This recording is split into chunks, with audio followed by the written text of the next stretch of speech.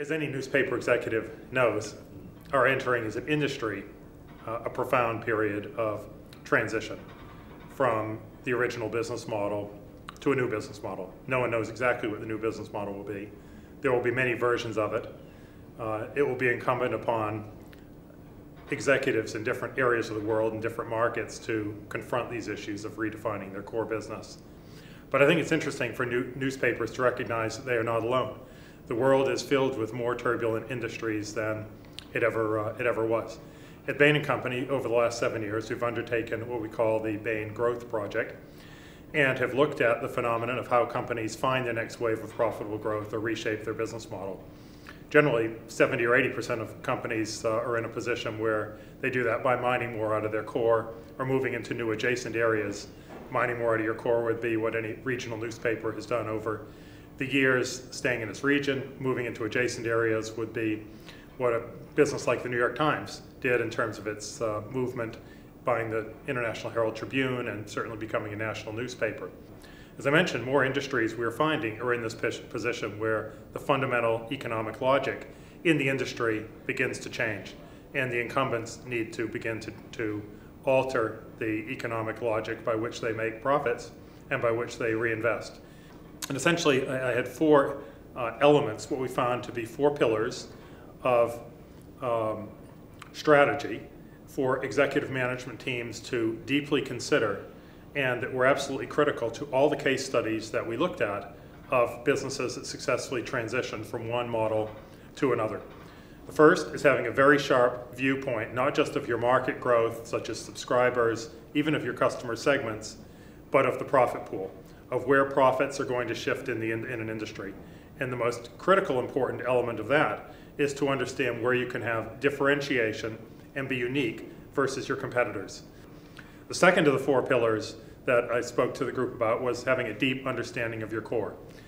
Obviously, anyone in a business, a newspaper business, they know their subscribers, they know their content, they know their product. That is not what I mean by the core. What I mean is at a very deep level, 2 or 3 or 4 levels below, what are the 3 or 4 or 5 elements that even today still have any form of deep competitive advantage, which may be the brand, it may be access to certain sets of customers with unique levels of trust, it may be access to a network of customers that you begin to move online in a new way, or it may be, as in, let's say, The Economist, that has grown 11% quite profitably in its core publication and considers itself a form of newspaper. It may be that in that case it is the nature of their content.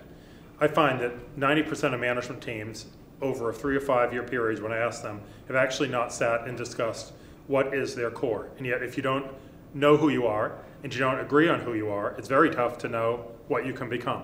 The third of the pillars is the idea of looking at your business with completely fresh and new lenses. We found that businesses that had undergone these kinds of transformations had new CEOs or new major members of their management team in 60 or 70% of the cases. Sometimes the new lenses came from the way lead user customers view you. Sometimes they came from looking at other industries that have gone through this before. And the final one is recognize that maybe buried in your business are some hidden assets, some elements in your core, like in the case of De Beers, the brand that it never really needed when it controlled supply, but that was now at the center of their strategy of branding diamonds when they don't. Look for hidden assets in your business that were secondary actors perhaps in the past, but now can be in the center, at center stage. Even having a perspective on that is something most, the crush of day-to-day activity sweeps you down the river where you substitute during times of pressure activity for thought. And yet ironically, it is those times when thought and visualizing the next world is the most important.